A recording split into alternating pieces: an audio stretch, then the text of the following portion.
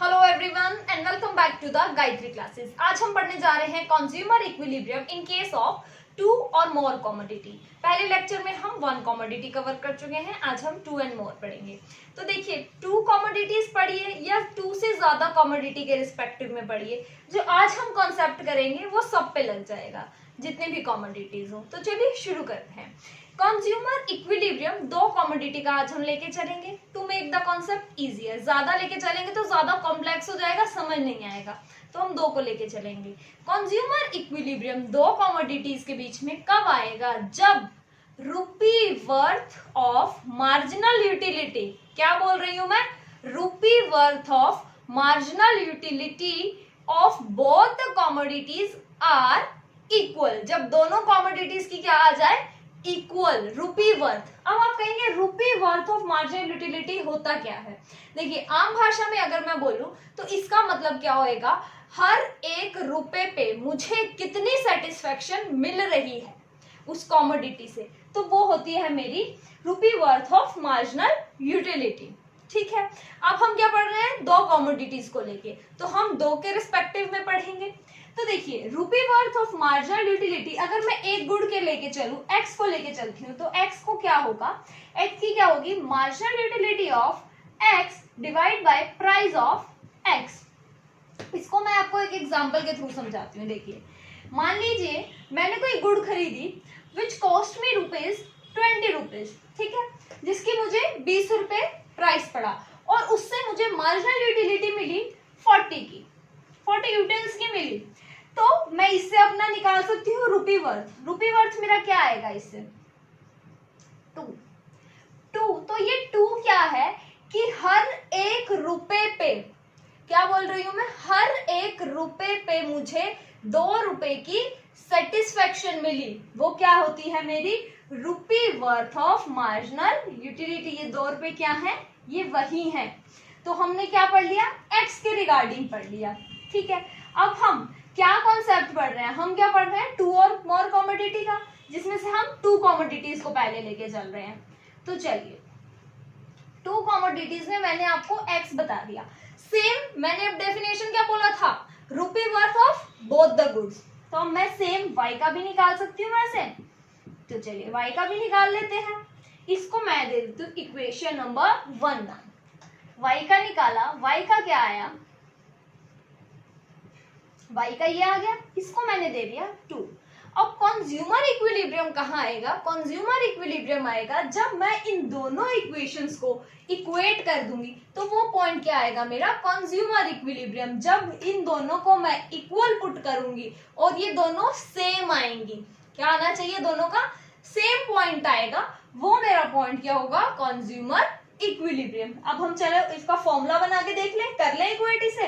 तो कैसे होगा? Marginal utility of x divided by price of x is equals to marginal utility of y divided by price of y, that is equals to marginal utility of money. यही होगा। हमने जब single commodity का पढ़ा था, तो आप देखिए सिंगल कमोडिटी का हमने यही पढ़ा था ना, ये था। अब दो है तो दोनों को इक्वल पुट कर दिया, is equals to marginal utility of money expenditure. ठीक है, हमने यहाँ पे पढ़ लिया फॉर्मूला। अब हम पेपर में लिख के आएंगे डेफिनेशन। डेफिनेशन क्या लिखनी है हमने? तो चलिए देखते हैं। A consumer is said to be in equilibrium at a point, किस पॉइंट पे पर, which the marginal utility of money expenditure. अब आप कहेंगे marginal utility of money expenditure, हमें तो बताया था रुपी वर्थ। तो ये दोनों इंटरचेंजेबली यूज हो सकते हैं वर्ड्स, तो ये दोनों सेम होते हैं। On the both goods are equal. तो आप चाहे ये लिखिए या ये लिखिए, डेफिनेशन में मीनिंग सेम ही निकल के आएगा। फॉर्मूला लिख दीजिए, ये हो गई डेफिनेशन, ये हो गया फॉर्मूला। अब हम आगे क्या पढ़ेंगे? हम अब आगे पढ़ेंगे इसके और डिफरेंट नेम्स क्या होते हैं। तो चलिए पढ़ते हैं आगे हम। ऑफ मैक्सिमम सेटिस्फेक्शन, ठीक है, and third one is Gossen's second law. Gossen's second, ये तीनों नाम है। ये तीनों नाम आपको याद रखने हैं कि इनडायरेक्ट वे में अगर पूछ ले तो आपको पता होना चाहिए। नाम पढ़ लिया हमने, डेफिनेशन पढ़ ली, फॉर्मूला पढ़ लिया। अब हम पढ़ रहे हैं लॉ। आपको मैंने बताया हुआ है जब भी हम इकोनॉमिक्स में कोई चीज या लॉ लिखने जाते हैं हम क्या करते हैं, definition, formula, another name, schedule बनाते हैं। शेड्यूल क्या होता है, टेबल, जब हम टेबल उसको न्यूमेरिकली एक्सप्लेन करते हैं। फोर्थ वन क्या होता है हमारा, ग्राफिकली रिप्रेजेंट करना। अब हमने ये तो चीजें कर ली, और अभी शेड्यूल बनाने से पहले मैं आप लोगों को इसके बारे में थोड़ा सा और डीपली बताऊंगी कि यह चीज होती कैसे है आगे और। तो चलिए वो देखते हैं हम अब।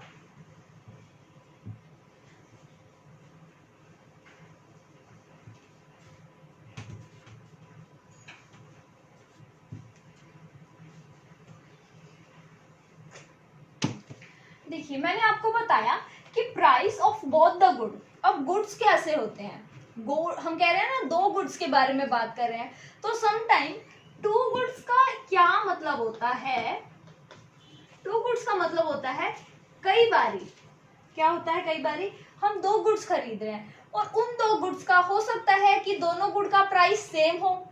एक कंडीशन ये हो सकती है, या ये हो सकती है एक्स एंड वाई दोनों ही गुड्स का प्राइस अलग अलग हो। तो यही हमारी दो कंडीशंस होती हैं, इन्हीं को हम क्या कहते हैं, टू गुड्स। तो फर्स्ट वन क्या होता है हमारा, when the prices are same, and second one is when the prices are different. ठीक है, ये होता है। अब ये पढ़ लिया, अब हम आगे पढ़ेंगे कंडीशंस कि इक्विलिब्रियम में लाने के लिए हमें कुछ कंडीशंस दी गई हैं। जब प्राइस सेम हो और जब प्राइस डिफरेंट हो तो हमें कंडीशन दी गई है कुछ, अगर वो कंडीशन हमारी सेटिस्फाई हो जाती है तो हम इक्विलिब्रियम में, अगर नहीं होती तो हम इक्विलिब्रियम में नहीं है। तो चलिए आइए वो पढ़ते हैं अब हम।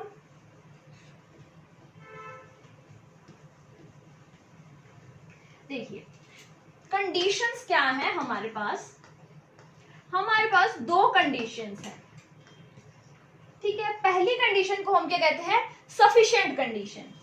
सफिशिएंट से आप लोगों का समझ में आ रहा होगा कि कैसे, सफिशिएंट कंडीशन कि ये है तो चल जाएगा।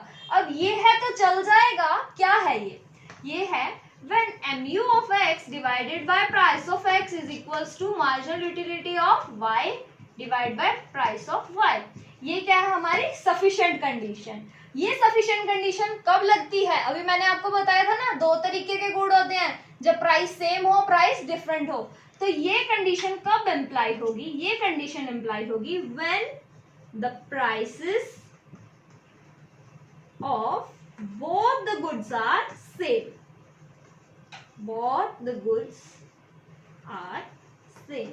अगर तो देखो प्राइस सेम है दोनों का, तो उनकी अगर ये सेम आ रही है, marginal utility divide by x by P of x और वाई की भी, तो हमारा इक्विलिब्रियम में है। और अगर अब हम दूसरी कंडीशन पढ़ते हैं, ये तो हो गई हमारी सफिशिएंट।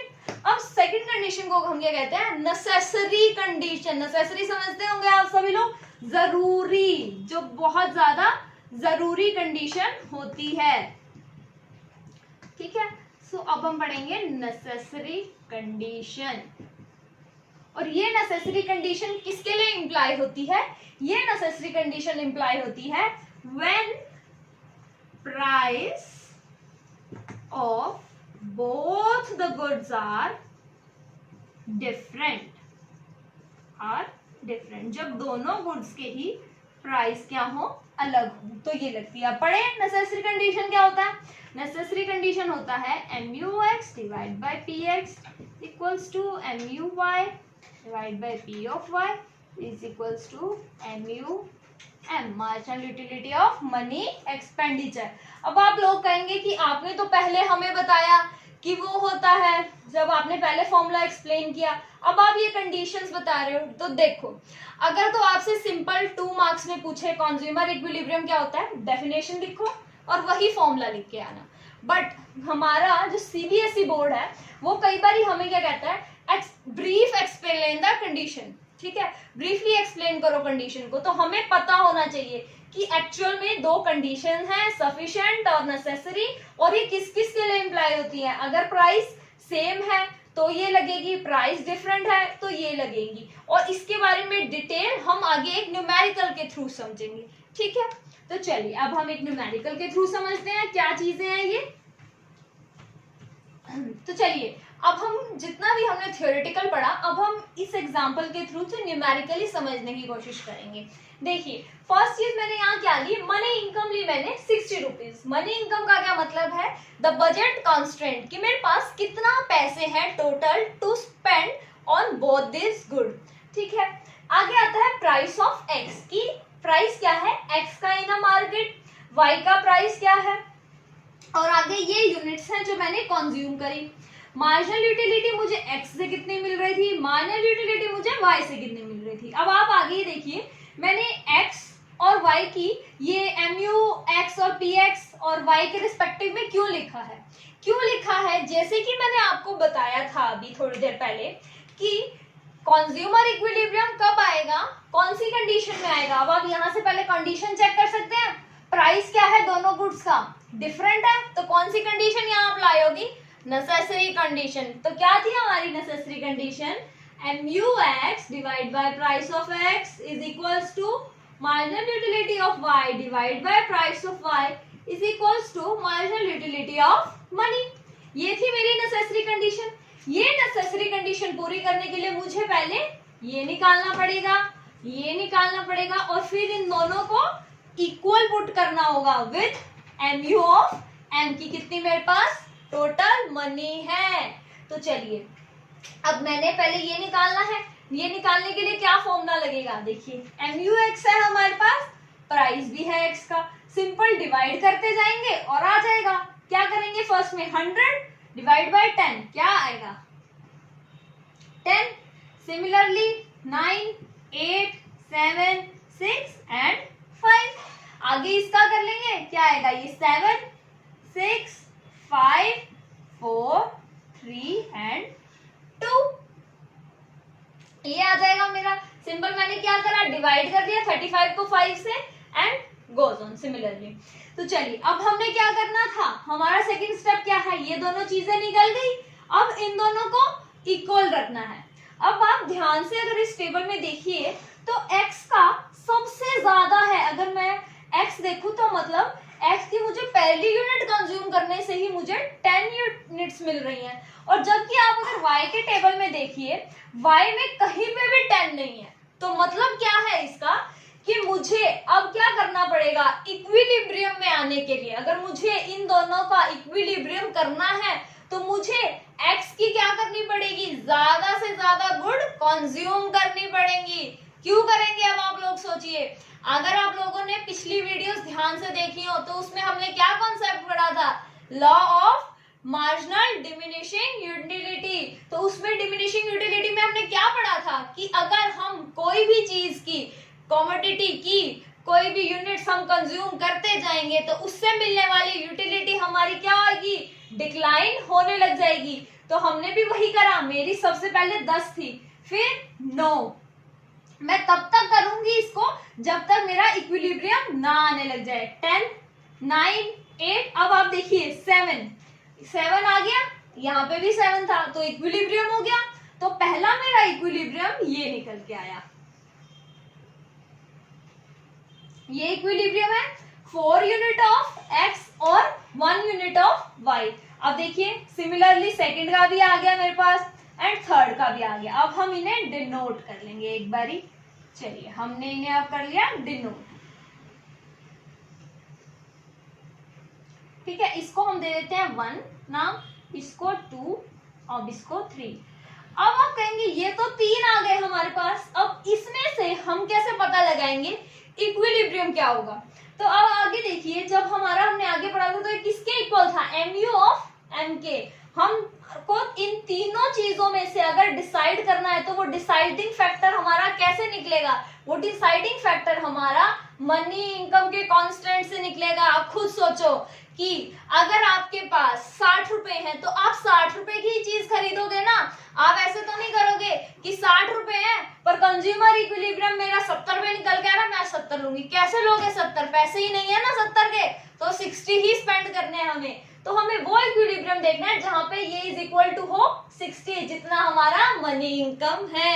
तो चलिए इसको अब हम कैसे निकालेंगे, देखो बहुत सिंपल है, कोई ज्यादा मैथमेटिकल कैलकुलेशन कुछ भी ऐसा कुछ नहीं है, सिंपल है अपना। देखिए 4 unit of x, 4 unit of x, ठीक है, 4 unit of x and 1 unit of y। हमने यहां लिख दिया 4 unit of x and 1 unit of y। अब जब हम 4 यूनिट खरीदेंगे x की तो कितने में खरीदेंगे, प्राइस दिया हुआ ना हमें, प्राइस कितना है 10, y का कितना है 5। अब आप देखिए ये दोनों लिख दिए, अब मुझे ये दोनों एक साथ ही खरीदने हैं ना, तो मैं क्या करूंगी, बीच में इन्हें ऐड कर दूंगी। तो चलिए पहले का क्या आएगा 40 प्लस 5, क्या आ गया 45। क्या ये मेरा कंज्यूमर इक्विलिब्रियम पॉइंट है, नहीं। इज इक्वल्स टू 60, नहीं। हमारा तो ये हमें ये कंडीशन सेटिस्फाई करनी है, नहीं हो रही, नहीं है। अगले पे जाएंगे, अगला देखिए, हमने 5 यूनिट x की कंज्यूम करी और 2 यूनिट किसकी कंज्यूम करी, y की। तो लिख दीजिए बस 2 यूनिट ऑफ y एंड 6 कितनी थी, सॉरी 5 यूनिट ऑफ x। क्या प्राइस था 10 और इसका 5, कितना आ गया ये आ गया 60। तो ये हमारा इक्विलिब्रियम पॉइंट आ गया। अब आप कहेंगे थर्ड निकालने की जरूरत क्या, जब आ ही गया तो, पर हमने पेपर में तीनों ही निकाल के दिखाने हैं एग्जामिनर को, तभी मार्क्स मिलेंगे। तो थर्ड पॉइंट भी हम निकाल देंगे, 6 unit of x and 3 unit of y, that is equals to 75.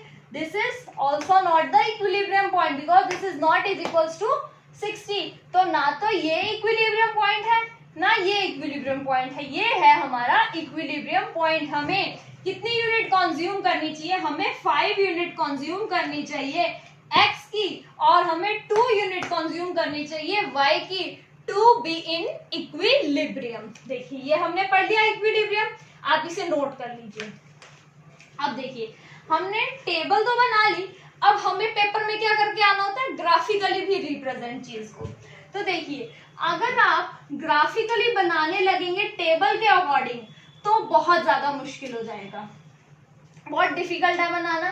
तो हम क्या करेंगे, सिंपल एक डायग्राम बना के आएंगे। आप अपनी जो भी कोई भी बुक आपको रेफर करवा रहे हो आपके टीचर्स, आप वो बुक देख लीजिए, सब जगह सेम ही डायग्राम आपको मिलेगा। सिंपल, हमने कुछ नहीं करना है अपने एग्जाम में, हमने बना के आना है डायग्राम इस तरह, इस तरह हमने अपना डायग्राम बना के आना है। This is for the X and this is for the Y, and this is marginal utility of money. This is simple diagram that you have to do. अब देखो हमने टेबल बना ली, ग्राफ बना लिया, डेफिनेशन देख ली। अब हम आते हैं पेपर के पॉइंट ऑफ व्यू से। हमारा सीबीएसई बोर्ड क्या करता है, कई बारी हमारा सीबीएसई बोर्ड हमारे को कई बारी ऐसे सीधा नहीं पूछता कि यूटिलिटी एनालिसिस की हेल्प से आप कंज्यूमर इक्विलिब्रियम समझाइए हमें, ये नहीं बोलता वो। कई बारी हमारे को वो कहता है कंडीशंस एक्सप्लेन कीजिए। तो कंडीशंस आप कैसे एक्सप्लेन करके आएंगे, तो वो explain the condition of consumer equilibrium. तो हमने क्या ऐसे इसको लिख के आना है। देखिए कंडीशन हमने पता है, अभी पढ़ी, क्या होती है, MUX divide by PX is equal to MUY divide by PY। इसमें भी दो केस होते हैं। पहला केस क्या होता है, जब MU of X divide by PX is greater then Y1। तो इस केस में क्या होता है, अभी जो हमने पिछला न्यूमेरिकल पढ़ा वो यही केस का ही एग्जांपल था। उस केस में क्या था, हमारा देखिए 10 था हमारा marginal utility of x divide by px 10 था, और जबकि जब हमने y का टेबल देखा वहां पे कुछ भी नहीं था ऐसा। तो हमने क्या करा, अपना x की कंजम्पशन बढ़ा दी और तब तक उसे कंज्यूम ज्यादा करने लग गए जब तक हमारा हम y के लेवल में नहीं आ गए, दोनों का सेम नहीं आ गया, तब तक हमने ये चीज कंज्यूम करी। और इस चीज को हम क्या कहते हैं, इस चीज को हम कहते हैं law of diminishing marginal utility. हमने ये कंडीशन ऐसे लिख के आनी है और लिख के आना है, in this case we will consume more of the good x divide by px so that the both can be in a equilibrium level. And हम इसे ज्यादा कंज्यूम करेंगे तो इसकी डिक्रीज हो जाएगी unit due to law of diminishing marginal utility. And same इसी case में होगा. अब ये y का केस है तो हम y की ज्यादा यूनिट कंज्यूम करेंगे रिस्पेक्टिवली जैसे हमने इसमें करा. तो इस तरह से हम ये क्वेश्चन अटेम्प्ट करके आएंगे. तो देखिए एक तो इस तरीके का क्वेश्चन आता है, एक जैसे मैंने अभी आपको पहले बताया कि सीधा सीधा आपसे वो पूछ लेगा कि पूरा आप एक्सप्लेन करिए. अब तीसरी टाइप हमारे पेपर में क्या आती है, तीसरी टाइप आती है न्यूमेरिकल टाइप, कि आपसे वो न्यूमेरिकल फॉर्म में पूछ लेता है और कहता है इक्विलिब्रियम बताइए. तो हमने कैसे करना है, देखिए एक एग्जांपल छोटा सा लेके चलते हैं. देखिए इस तरीके का कई बार हमारे पास न्यूमेरिकली क्वेश्चन आ जाता है पेपर में और वो हमसे क्या पूछता है, with the help of utility analysis बताइए कंज्यूमर इक्विलिब्रियम कहाँ निकलेगा. तो हमने क्या देखना है, आप सबसे पहले देखिए, समझाने के लिए मैं आपको बता रही हूँ. देखो सबसे पहले हम क्या देखेंगे, okay it is a case of two commodity, not a single commodity, it is a case of two commodity X and Y. उसके बाद हमने क्या चेक करा, प्राइस चेक करा कि प्राइस दोनों का सेम है या डिफरेंट है. देखा प्राइस तो सेम है, तो हम क्या लगाएंगे इसमें, कंडीशन क्या लगेगी, नेसेसरी कंडीशन. नेसेसरी कंडीशन हमारी क्या होती है, नेसेसरी कंडीशन हम पहले आंसर में लिख के आएंगे, to find the consumer equilibrium in case of two different condition, in case of two different prices consumer equilibrium condition must be fulfilled. necessary condition fulfilled होना चाहिए. necessary condition क्या होगी हमारी, mu of x divided by p of x is equals to mu of y divided by p of y is equals to mu of m. ठीक है, mu of m और s नहीं है तो हम इसको ही करके निकाल लेंगे. देखिए पहला कंडीशन हमारा क्या है, mu of x divide by p of x निकालने दिया हुआ है हमें. पहला क्या दिया हुआ है 6, प्राइस कितना दिया हुआ है 2. दूसरे में क्या दिया हुआ है 8 और प्राइस 4. तो हमने जब इसको करा तो क्या आया हमारा, ये 3 and 2 ये आया हमारा. इसको सॉल्व करके ये इक्विलिब्रियम में है नहीं, तो हम क्या लिखेंगे, हमारा इसका इक्विलिब्रियम अगर हमसे पूछे कि ये इक्विलिब्रियम में है या नहीं है और ये इक्विलिब्रियम में कैसे आएंगे, तो हम क्या लिख के आएंगे, फिलहाल अभी ये इक्विलिब्रियम में नहीं है. और ये कौन सा केस बनता है, ये केस बनता है when x is greater than y.